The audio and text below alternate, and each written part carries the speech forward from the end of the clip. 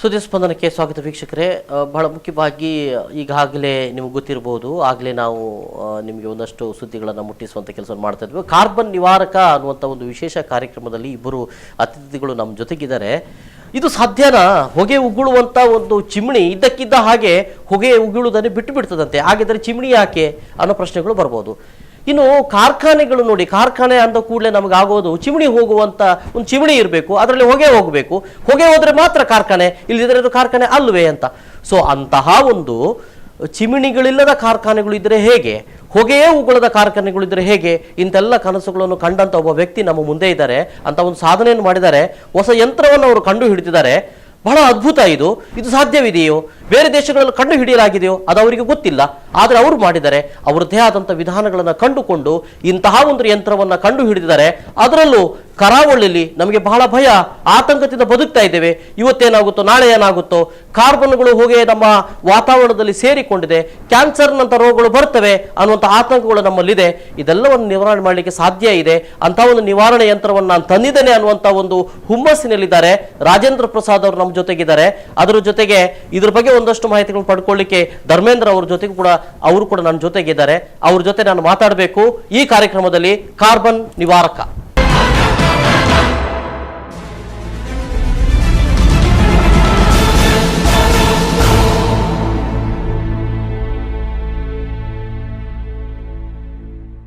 ಅವ್ರ ಜೊತೆ ಮಾತನಾಡೋಕ್ಕಿಂತ ಮೊದಲು ಏನಿದು ಕಾರ್ಬನ್ ನಿವಾರಕ, ಈ ಯಂತ್ರದ ಬಗ್ಗೆ ಒಂದಷ್ಟು ಮಾಹಿತಿ ಇದೆ.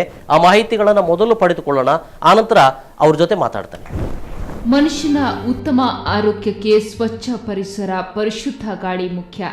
ಆದರೆ ಇಂದಿನ ಕಾಂಕ್ರೀಟ್ ಕಾಡು, ವಿಷ ಕಕ್ಕುವ ಪರಿಸರ ಮನುಷ್ಯನಲ್ಲಿ ಇನ್ನಿಲ್ಲದ ರೋಗಗಳನ್ನು ಉತ್ಪತ್ತಿ ಮಾಡುತ್ತಿವೆ. ಕಸದ ರಾಶಿ, ಹೊಗೆ ಉಗುಳುವ ವಾಹನಗಳು ಹಾಗೂ ಕಾರ್ಖಾನೆಗಳ ಚಿಮಣಿಗಳಿಂದ ಶುದ್ಧ ಗಾಳಿ ಸಿಗಲು ಸಾಧ್ಯವಿಲ್ಲ. ಅದರಂತೆ ಹೊಗೆ ಉಗುಳದೆ ದೈನಂದಿನ ಚಟುವಟಿಕೆಗಳು ನಡೆಯಲು ಸಾಧ್ಯವೇ ಇಲ್ಲ. ಚಿಮಣಿಗಳು ಕಾರುವ ಹೊಗೆಯನ್ನ ಹಿಡಿದಿಟ್ಟು ಶುದ್ಧ ಗಾಳಿಯನ್ನ ಕೊಡುವ ತಂತ್ರಜ್ಞಾನವೊಂದನ್ನು ಮಂಗಳೂರಿನ ವ್ಯಕ್ತಿಯೊಬ್ಬರು ಕಂಡುಹಿಡಿದಿದ್ದಾರೆ.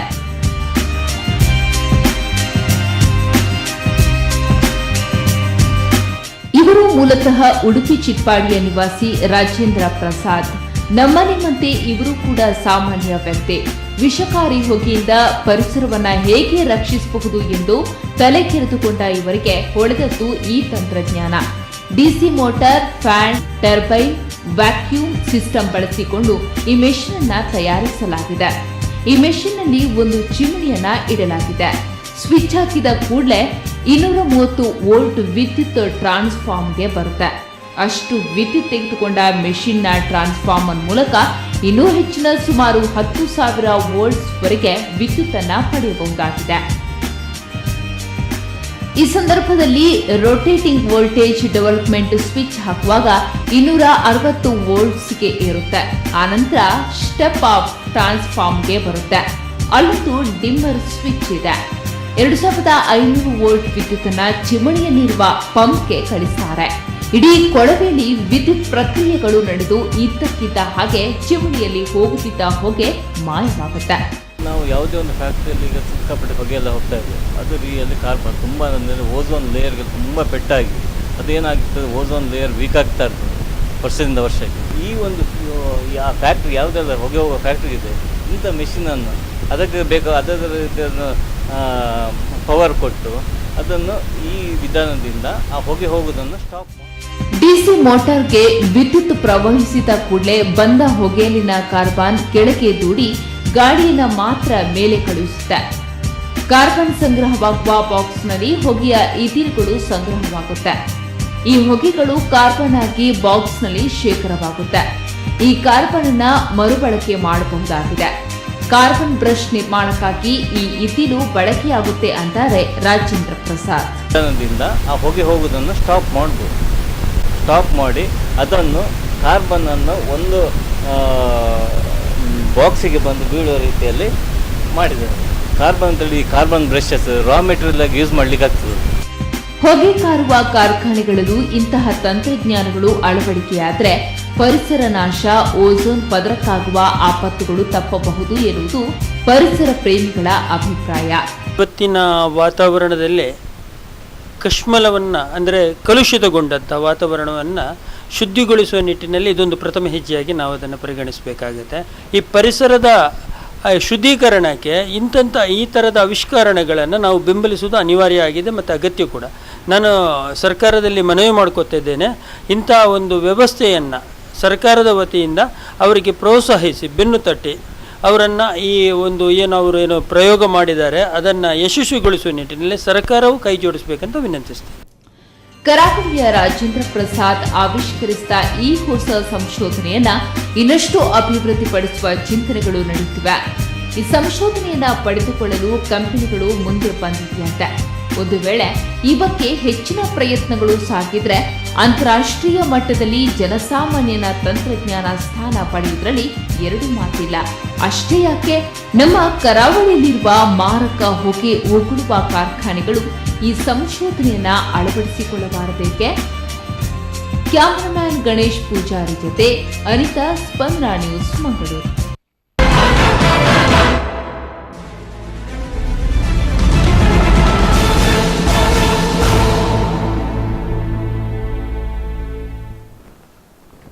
ಎಸ್, ಇದು ಕಾರ್ಬನ್ ನಿವಾರಕ.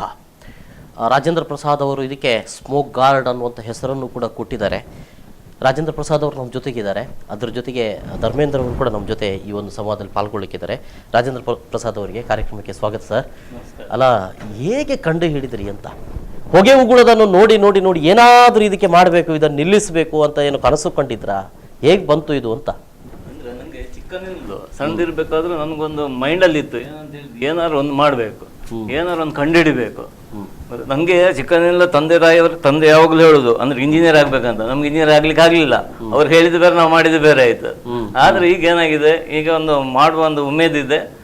ಆದ್ರೆ ಅಲ್ಲ, ತಂದೆಯವರು ಇಂಜಿನಿಯರ್ ಆಗ್ಬೇಕು ಅಂತ ಹೇಳುವ ಸಂದರ್ಭದಲ್ಲಿ ಎಲ್ಲೋ ಅವರು ಕೂಡ ಈ ತಾಂತ್ರಿಕ ಶಿಕ್ಷಣಕ್ಕೆ ನಿಮ್ಮನ್ನು ಹಾಕಿದ್ರ ಹೇಗೆ? ಇಲ್ಲ ಇಲ್ಲ ಇಲ್ಲ, ನಾವಂತ ಹೇಳಿದ್ರೆ ನಾನು ಸೆಕೆಂಡ್ ಇಯರ್ ಪಿ ಫೈಲ್ ರಿಯಲ್ಲಿ. ಹೌದು, ಅಂತವರೇ ಏನಾದ್ರು ಮಾಡುದು ಲಾಸ್ಟ್ ಬೆಂಚ್ ಹುಡುಗರುಗಳು. ಸರಿ, ಎಸ್, ಹೌದು. ಮತ್ತೇನಂತ ಹೇಳಿದ್ರೆ ಮತ್ತೆ ನನ್ಗೆ ಬೇರೆ ಬೇರೆ ಸ್ವಲ್ಪ ಪ್ರಾಬ್ಲಮ್ ಎಲ್ಲ ಆಯ್ತು. ನಾನು ನನ್ನದೇ ಒಂದು ದಾರಿ ಹಿಡಿದು ಬಿಟ್ಟೆ. ಆದ್ರೆ ಈಗ ಏನಂತ ಹೇಳಿ, ನಾನು ಎಲ್ಲ ಕಲ್ತದ್ದೊಂದು ಮಾಡಿದ್ದೊಂದು ಆದ್ರೆ ನನ್ಗೆ ಯಾರು ಗುರು ಅಂತ ಹೇಳಿ ಯಾರು ಇಲ್ಲ. ನಾನೇ ಸ್ವತಃ ನಂದು ಏನ್ ಮಾಡ್ಬೇಕು ನಾನು ಹೇಳುದು, ಇಂಥ ಎಲೆಕ್ಟ್ರಿಕಲ್ ಮೆಟೀರಿಯಲ್ಗಳನ್ನ ನೀವು ಈ ರೀತಿಯಾಗಿ ಯೂಸ್ ಮಾಡ್ಬೇಕಿದ್ರೆ ಒಂದ್ ಸ್ವಲ್ಪ ಆದ್ರೂ ಅದ್ರ ಬಗ್ಗೆ ಗೊತ್ತಿದೆ. ಮೊದ್ಲಂದ್ರೆ ನಾನು ಆರ್ಮೇಚರ್ಸ್ ಮ್ಯಾನುಫ್ಯಾಕ್ಚರ್ ಮಾಡ್ತಾ ಇದ್ದೆ. ಆರ್ಮೇಚರ್ಸ್ ಎಲ್ಲ ಕಡೆ ಸಪ್ಲೈ ಎಲ್ಲ ನಂದೇ ಇತ್ತು. ಸಾಧಾರಣ ಅರ್ಧ ಕರ್ನಾಟಕ ನಂದಿತ್ತು ಒಂದ್ ಟೈಮ್ ಅಲ್ಲಿ. ಹೌದು, ಫ್ಯಾಕ್ಟ್ರಿ ಇತ್ತು. ಸರಿ, ಈಗ ಅದು ಈ ರೀತಿಯ ಯಂತ್ರಗಳು ಮತ್ತು ಮಿಷಿನ್ ಅಲ್ಲಲ್ಲ, ಇದಕ್ಕೆ ಅದೇನು ನಂಗೇನು ಇದಕ್ಕೇನು ಟ್ಯಾಲಿ ಆಗುದಿಲ್ಲ. ಆದ್ರೆ ಹೇಗೆ?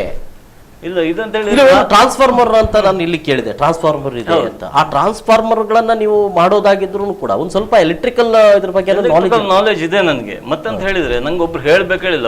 ಈ ಒಂದು ವಿಷಯ ಬಂದರೆ ನಾನು ಅದ್ರ ಮೇಲೆ ಏಕ್ದಮ್ ಥಿಂಕ್ ಮಾಡಿ ಅದನ್ನ ನನ್ಗಾಗಿ ಹೇಗೆ ಯಾವ ತರ ಮಾಡ್ಬೋದು, ಅದ್ರ ಯಾವ್ದು ಹೇಗೆ ಮಾಡಿದ್ರೆ ಹೇಗಾಗ್ತದೆ ಅದನ್ನೊಂದು ಮಾಡ್ಕೊಳ್ಳೋದು ನನ್ಗೊಂದು ಇದಿದೆ. ನನ್ನ ಮನಸ್ಸಿಗೆ ಗೊತ್ತಿದೆ ಅದು ಯಾವ ತರ ಮಾಡ್ಬೋದು, ಇಂಪ್ಲಿಮೆಂಟ್ ಮಾಡ್ಬೋದು. ಹಾಗೆ ಮತ್ತೆ ಇನ್ನೊಬ್ರು ಮಾಡಿದನ್ನು ಅದನ್ನು ಕಾಪಿ ಮಾಡೋದು ನನ್ಗಿದಿಲ್ಲ. ನಾನೇ ಸ್ವತಃ ಮಾಡಬೇಕು, ನಾನೇ ಒಂದು ತಯಾರು ಮಾಡ್ಬೇಕು ಅಂತದ್ದು ಮಾತ್ರ. ಸೊ ಹಾಗಿದ್ರೆ ನನಗೆ ಮೊದಲು ಕೇಳಬೇಕು, ಹಾಗಿದ್ರೆ ಈ ರೀತಿಯ ಒಂದು ಮೆಷಿನ್ ವಿಶ್ವದಲ್ಲಿ, ವರ್ಲ್ಡ್ ಅಲ್ಲಿ ಯಾರು ಕಂಡು ಹಿಡಿದಿಲ್ವಾ? ಅಲ್ಲಲ್ಲಿ ಯಾರೋ ಅಮೆರಿಕದಲ್ಲಿ ಯಾರೊಬ್ರು ಕಂಡು ಹಿಡಿದಾರೆ ಅಂತ ಹೇಳಿದ್ರು. ಆದ್ರೆ ನಮ್ಗೆ ಅದ್ರ ಬಗ್ಗೆ ಏನು ನಾಲೆಜ್ ಇಲ್ಲ. ಬಟ್ ಅದು ಒಂದು ಕಂಡು ಹಿಡಿದಿದ್ರೆ ಈಗಾಗಲೇ ಒಂದಷ್ಟು ಫ್ಯಾಕ್ಟರಿಗಳಲ್ಲಿ ಬರಬೇಕಾಗಿತ್ತು. ಸೊ ನೀವು ನಿಮ್ಮದೇ ಆದಂತ ಒಂದಷ್ಟು ಟೆಕ್ನಾಲಜಿಯನ್ನು ಬಳಸಿಕೊಂಡು ನೀವು ಮಾಡಿದ್ದೀರಿ. ನನಗೆ ಸ್ವಲ್ಪ ಮಟ್ಟಿಗೆ ಕಾರ್ಯಾಚರಣೆಗಳು ಬೇಕು. ಯಾವ ರೀತಿಯಲ್ಲಿ ಇದು ಕಾರ್ಯಾಚರಣೆ ಮಾಡ್ತದೆ, ಯಾವ ರೀತಿಯಲ್ಲಿ ಹೊಗೆಯನ್ನ ಇದು ನಿವಾರಣೆ ಮಾಡ್ತದೆ ಅಂತ. ಇದರಲ್ಲಿ ಮೇನ್ ಅಂತ ಹೇಳಿದ್ರೆ ಈ ಕಾರ್ಬನ್ ಅಂತ ಹೇಳುದು ಒಂದು ಕಂಡಕ್ಟರ್, ವಾಹಕ. ಅದೊಂದು ಅದರಲ್ಲಿ ಕರೆಂಟ್ ಪಾಸ್ ಆಗ್ತದೆ. ಯಾವ್ದ್ರಿಂದ? ಕಾರ್ಬನ್ ಅಲ್ಲಿ. ಈಗ ನನ್ನ ಥಿಯರಿ ಏನಂತ ಹೇಳಿದ್ರೆ, ಇದರಿಂದ ಹೈ ವೋಲ್ಟೇಜ್ ಅನ್ನು ನಾವು ಚಿಮ್ನಿಗೆ ಕಳಿಸಿದಾಗ ಅದರಲ್ಲಿ ಬೇರೆ ಬೇರೆ ವಿಧ ಇದೆ. ಎಲ್ಲ ಇದ್ರಾಗೆ ಸೂಕ್ಷ್ಮವಾಗಿ ಹೇಳ್ತೇನೆ. ಅದರಲ್ಲಿ ಏನಾಗ್ತದೆ ಹೇಳಿದ್ರೆ, ಅದರಲ್ಲಿ ಹೈ ವೋಲ್ಟೇಜ್ ಆಗಿ DC ಕನ್ವರ್ಟ್ ಆಗ್ತದೆ. DC ಕನ್ವರ್ಟ್ ಆದ್ಕೊಳ್ಳಿ ಆ್ಯನೋಡ್ ಆಯ್ತು, ಕ್ಯಾಥೋಡ್ ಬೇರೆ ಆಯ್ತು. ಮಿಡ್ಲ್ ಆ್ಯನೋಡ್ ಇರ್ತದೆ, ಸೈಡ್ ಕ್ಯಾಥೋಡ್ ಇರ್ತಾರೆ ಬಾಡಿ ಅದರದ್ದು. ಅದೇನಾಗ್ತದೆ, ಆ್ಯನೋಡ್ ನಿಂದ ಕ್ಯಾಥೋಡಿಗೆ ಮಿಡ್ಲ್ ಅಲ್ಲಿ ಈ ಕಾರ್ಬನ್, ಈ ಆ್ಯನೋಡ್ ನಿಂದ ಕ್ಯಾಥೋಡ್ಗೆ ಲೂಸ್ ಎಲೆಕ್ಟ್ರಾನ್ಸ್ ಜಂಪ್ ಆಗ್ತಾ ಇರ್ತದೆ. ಹೈ ವೋಲ್ಟೇಜ್ ನಿಂದ ಎಕ್ಸಾಮ್ ಜಂಪ್ ಆಗ್ತಾ ಇರ್ತದೆ, ಹೊರಗಡೆ ಹೊಡಿತಾ ಇರ್ತದೆ. ಈ ಸಿಡ್ಲು ಹೊಡೆದಾಗೆ ಒಳಗಡೆಯಿಂದ ಹೊಡಿತಾ ಇರ್ತದೆ. ಆಗ ಏನಾಗ್ತದೆ, ಈ ಕಾರ್ಬನ್ ಆಟಮ್ ಅನ್ನು ಅದು ತಕೊಂಡು ಸೈಡಿಗೆ ಹೋಗಿ ಸ್ಟಿಕ್ ಆಗಿ ಬಿಡ್ತದೆ. ಯಾವುದು? ಕ್ಯಾಥೋಡಿಗೆ, ಆ್ಯನೋಡಿನ ಕ್ಯಾಥೋಡಿಗೆ ಸ್ಟಿಕ್ ಆಗಿ ಬಿಡ್ತದೆ. ಆಗ ಫ್ರೆಶ್ ಏರ್ ಮಾತ್ರ ಹೊರಗೆ ಬರ್ತದೆ, ಕಾರ್ಬನ್ ಸೈಡ್ ಹೋಗಿ ನಿಲ್ತದೆ. ಸೈಡ್ ಹೋಗಿ. ಹೌದು, ಎಸ್, ಹೌದು. ಓಕೆ.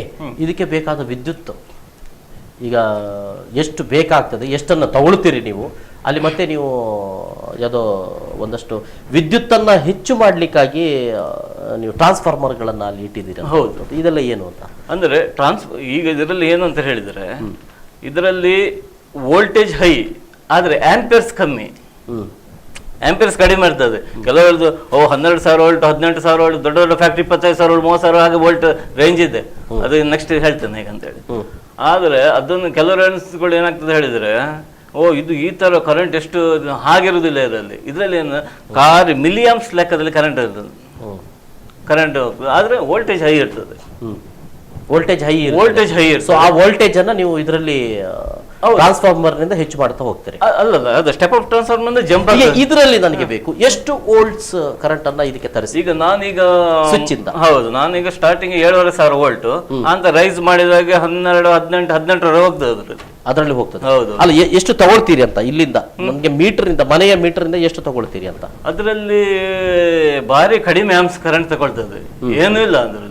ನಾವು ಇದು ಒಂದು ಫ್ಯಾನ್ ರನ್ ಮಾಡಿದಷ್ಟು ಕರೆಂಟ್ ಯಾವ್ದು ಮೊನ್ನೆ ಹೊಗೆ ಎಷ್ಟು ಇದು ಮಾಡಿದ್ರೆ ಅಷ್ಟು ಇಲ್ಲ, ಅದಕ್ಕಿಂತ ಕಡಿಮೆ ತಗೊಳ್ತದೆ. ಅಂದ್ರೆ ಒಂದು ಫ್ಯಾನ್ ರನ್ ಮಾಡುವ ಕರೆಂಟ್ ಗಿಂತಲೂ ಕಡಿಮೆ ವೋಲ್ಟ್ಸ್ ಅನ್ನ ನೀವು ಎಂಜಿನ್ಗೆ.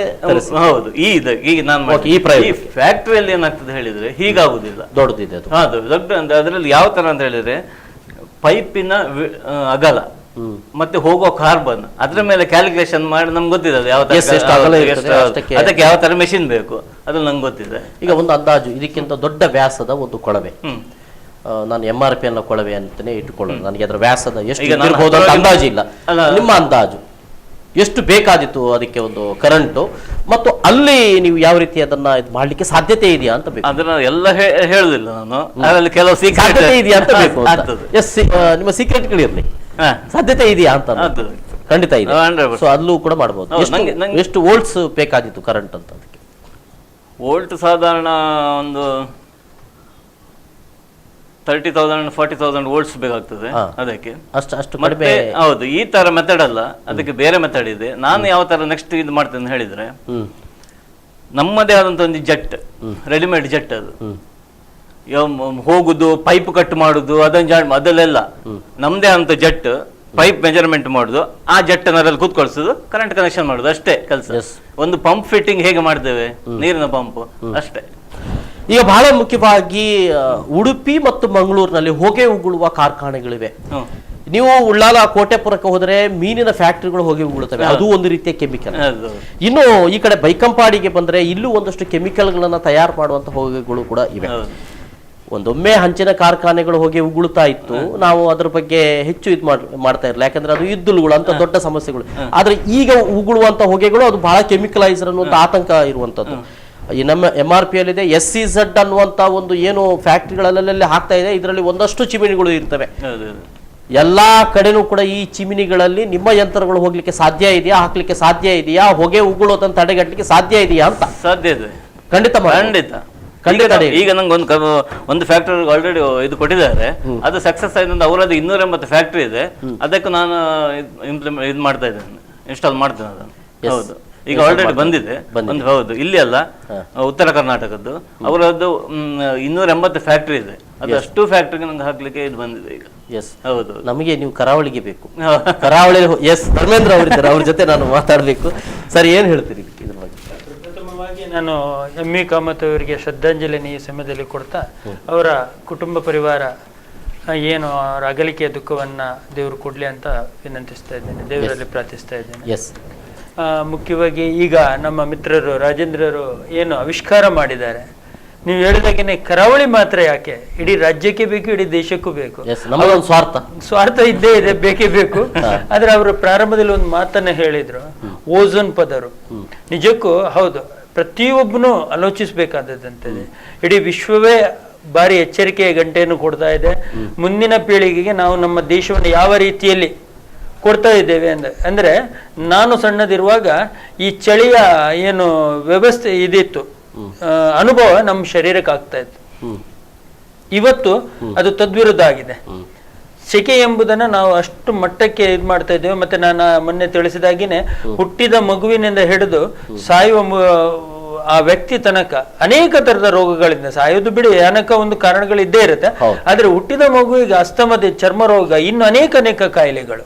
ಇದಕ್ಕೆಲ್ಲ ಮೂಲ ಕಾರಣ ಪರಿಸರ ಹಾಳಾಗಿರೋದು, ಕಲುಷಿತಗೊಂಡಿದೆ. ಪ್ರಾಯಶಃ ಇದಕ್ಕೆ ಒಂದು ಕಾರಣ ಏನಂದ್ರೆ, ಈಗ ಫ್ಯಾಕ್ಟ್ರಿಗಳನ್ನೇ ಕೇವಲ ಬೊಟ್ಟು ಮಾಡಿದ್ರೆ ಆಗ್ಲಿಕ್ಕಿಲ್ಲ, ಜೊತೆಯಲ್ಲಿ ನಮ್ಮ ವಾಹನಗಳು. ನಾನು ನಮ್ಮ ಮಿತ್ರರ ಹತ್ರ ಹೇಳ್ತೇನೆ, ಕೇವಲ ಫ್ಯಾಕ್ಟ್ರಿಗೆ ಮಾತ್ರ ಈ ಯಂತ್ರವನ್ನ ಉಪಯೋಗ ಮಾಡ್ಕೋಬೇಡಿ, ನಮ್ಮ ವಾಹನಗಳಿಗೂ ಆಗುವಂತದ್ದು. ಯಾಕಂದ್ರೆ ಕೆಲವು ಗಾಡಿಗಳಲ್ಲಿ ನಾವು ದ್ವಿಚಕ್ರದಲ್ಲಿ ಹೋದಾಗ ಮುಂದ್ ಕಡೆ 4 ವೀಲರ್ ಇದ್ರೆ, 4 ಚಕ್ರದ ಗಾಡಿ ಇದ್ರೆ, ವಿಶೇಷವಾಗಿ ಸರ್ಕಾರಿ ವಾಹನಗಳನ್ನೇ ನಾನು ಪಾಯಿಂಟ್ ಮಾಡಿದೆ. ಯಾಕಂದ್ರೆ ನಮ್ಗೆ ಗೊತ್ತಿರುತ್ತೆ, ಕಪ್ಪಾಗ್ಬಿಡ್ತೇವೆ ನಾವು ಒಂದ್ಸಲ ಎಕ್ಸಿಲೇಟರ್ ಕೊಟ್ಟಾಗ ಅದ್ರಲ್ಲಿ ಬರುವಂತ ಹೊಗೆ ನಮ್ಮನ್ನು, ಅದಕ್ಕೆ ಅನಿವಾರ್ಯ ಇದೆ, ಇದರ ಅವಶ್ಯಕತೆ ಅದಕ್ಕೆ ಇದೆ. ಅದರಿಂದ ನಾನು ಇವ್ರನ್ನ ವಿನಂತಿಸ್ತಾ ಇದ್ದೇನೆ, ಫ್ಯಾಕ್ಟ್ರಿ ಮಾತ್ರ ಅಲ್ಲ, ವಾಹನಗಳಿಗೂ ಇದನ್ನು ಹುಡುಕಬೇಕಿಂತದ್ದು, ಮತ್ತೆ ಅದು ನಮ್ಮ ದೇಶಕ್ಕೆ ಅತ್ಯಂತ ಅಗತ್ಯ ಇದೆ. ಅದರ ಜೊತೆಯಲ್ಲಿ ಅವರು ಪೇಟೆಂಟ್ ಅನ್ನ ನಾವು ಅವರ ಗಮನಕ್ಕೆ ತರಬೇಕು. ಯಾಕಂದ್ರೆ ನಾಳೆ ಪಾಪ ಇವ್ರು ಕಷ್ಟಪಟ್ಟು ಅದನ್ನ ಮಾಡಿ ಇನ್ನು ಯಾರೋ ಪೇಟೆಂಟ್ ಅದಕ್ಕೆ ಅವರ ಗಮನ ಅಲ್ಲ. ರಾಜೇಂದ್ರ ಹತ್ರ ಮತ್ತೊಂದು ನಾನು ಕೇಳ್ಬೇಕು. ಈಗ ಅವ್ರು ಹೇಳಿದ್ರು ವೆಹಿಕಲ್ಗಳಿಗೂ ಮಾಡಬೇಕು ಅಂತ, ನಾನು ಹೇಳಿದೆ ಬೇರೆ ಬೇರೆ ಬೇರೆ ಫ್ಯಾಕ್ಟ್ರಿಗಳು ಇದ್ದಾವೆ ಅಂತ. ಆಯ್ತು, ಕರಾವಳಿ ಮಾತ್ರ, ರಾಜ್ಯ ಮಾತ್ರ ಅಲ್ಲ, ಇಡೀ ದೇಶಕ್ಕೆ ಈ ಒಂದು ಟೆಕ್ನಾಲಜಿ ಹೋಗಬೇಕು ಅಂತ ಹೇಳಿ.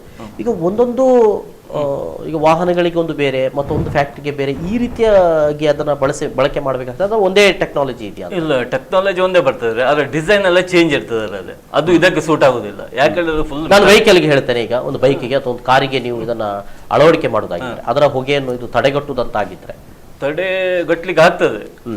ಆದ್ರೆ ಅಲ್ಲಿ ಸಾಧ್ಯ ಇದೆಯಾ ಅಂತ ಈಗ ಅವ್ರು ಹೇಳ್ತಾರೆ. ಇಲ್ಲ, ನಾನೀಗ ಅದರ ಬಗ್ಗೆ ನಾನು ಬಾರಿ ಇದು ಮಾಡ್ತಾ ಇದ್ದೇನೆ. ಒಂದು ಹಂತಕ್ಕೆ ಮುಟ್ಟಿದೆ, ಅದು ಕಂಪ್ಲೀಟ್ ಆಗ್ಲಿಲ್ಲ, ಅದು ಮಾಡ್ತಾ ಇದ್ದೇನೆ. ಅದು ಹೇಗೆ ಅಂತ ಹೇಳಿದ್ರೆ, ಅದರಲ್ಲಿ ಹೋಗುವ ಹೊಗೆಯ ಸ್ಪೀಡ್ ಜಾಸ್ತಿ ಇದೆ. ಯಾವುದು? ವೆಹಿಕಲ್ ಅಲ್ಲಿ. ಎಸ್. ಈಗ ಒಂದು ಹಂತಕ್ಕೆ ನಿಲ್ತದೆ, ಆದ್ರೆ 100% ನಿಲ್ಸ್ಲಿಕ್ಕೆ ಆಗುದಿಲ್ಲ ಅದನ್ನು. ಈಗ ಆಗ್ತಾ ಇಲ್ಲ. ಅದಕ್ಕೆ ನಾನು ಬೇರೆ ವಿಧ ಮಾಡ್ತಾ ಇದ್ದೇನೆ. ಅದನ್ನು ಯಾವ ತರ ಮಾಡಿದ್ರೆ, ಅಂದ್ರೆ ನೀವು ಈಗ ಕಂಡು ಹಿಡಿದಿರುವಂತ ಈ ಟೆಕ್ನಾಲಜಿ ಫ್ಯಾಕ್ಟ್ರಿಗೆ ಸಂಬಂಧಪಟ್ಟ ಹಾಗೆ ಇದೆ. ಇದನ್ನು ವೆಹಿಕಲ್ಗೆ ಮಾಡಬೇಕಾದ್ರೆ ನೀವು ಇನ್ನೊಂದು ಏನೋ ನೀವು ಟೆಕ್ನಾಲಜಿಯನ್ನ, ಆದ್ರೆ ಥಿಯರಿಯಲ್ಲಿ ಇಷ್ಟೇ ಅದೆಲ್ಲ ಎಲ್ಲ ಇದೆ, ಟೋಟಲ್ ಇದೆ. ಆದ್ರೆ ಒಂದು ಅದಕ್ಕೆ ಬೇರೆ ವಿಧ ಇದೆ. ಈ ವಿಧದಲ್ಲಿ ಮಾಡ್ಲಿಕ್ಕೆ ಆಗುದಿಲ್ಲ. ಥಿಯರಿಯಲ್ಲಿ ಅದೇ, ಆದ್ರೂ ಎಲ್ಲ ಚೇಂಜಸ್ ಇದೆ, ಹಾಗಾದ್ರೆ ವೆಹಿಕಲ್ಗೂ ಕೂಡ ಮಾಡ್ಲಿಕ್ಕೆ ಸಾಧ್ಯ ಆಗ್ತದೆ. ಒಂದಷ್ಟು ನೀವು ಪ್ರಯತ್ನಗಳನ್ನ ಇನ್ನು ಮಾಡಬೇಕಾಗಿದೆ. ಹೌದೌದು, ಅಧ್ಯಯನ ಮಾಡಬೇಕಾಗಿದೆಯಾ ಅಥವಾ ಅಲ್ಲ? ಅಧ್ಯಯನ ಅಲ್ಲ, ಇದು ಅಧ್ಯಯನ ಮಾಡುವಂತದ್ದೇನಿಲ್ಲ. ನಾನು ಒಂದು ಪ್ರಾಕ್ಟಿಕಲ್ ಆಗಿ ಮಾಡ್ಬೇಕಾದ್ರೆ ನೋಡಿ ಅಂದ್ರೆ ಆತರ ಕೆಲವು ಆಗುದಿಲ್ಲ. ನಾನು ಇದು ಮಾಡ್ಬೇಕಾದ್ರೆ ಎಷ್ಟು ಸಲ ಫೈಲಿಯರ್ ಆದ ನಾನು.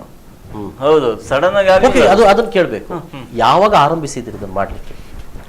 ಇದು ಮಾಡ್ಲಿಕ್ಕೆ ಸಾಧಾರಣ ನಾನು ಒಂದು 6 ಮಂತ್ನಿಂದ ಇದು ಡೇ ಅಂಡ್ ನೈಟ್ ವರ್ಕ್ ಮಾಡಿದ್ದೇನೆ. ಒಂದು 6 ತಿಂಗಳ ಹಿಂದಿನಿಂದ ಆರಂಭ. ಹೌದೌದು. ಮತ್ತೆ ಇದರಲ್ಲಿ ಯಾರ್ದು ಇದಿಲ್ಲ, ನಂದೇ ಆದಂತರಲ್ಲಿ ಏನ್ ಮಾಡ್ಬೇಕು ಅದೆಲ್ಲ ನಂದೇ ಆದಂತ ಇದೆ. ಯಾರನ್ನು ನಾನು ಇದು ಮಾಡಲಿಲ್ಲ, ನಾನು ಒಬ್ಬನೇ ಆಗಿ ಮಾಡಿದ್ದೇನೆ ಅದನ್ನು. ಅದರಲ್ಲಿ ಸುಮಾರು ಸಲ ಒಂದು 4-5 ಮೆಷಿನ್ ಫೇಲಿಯರ್ ಆಗಿದೆ.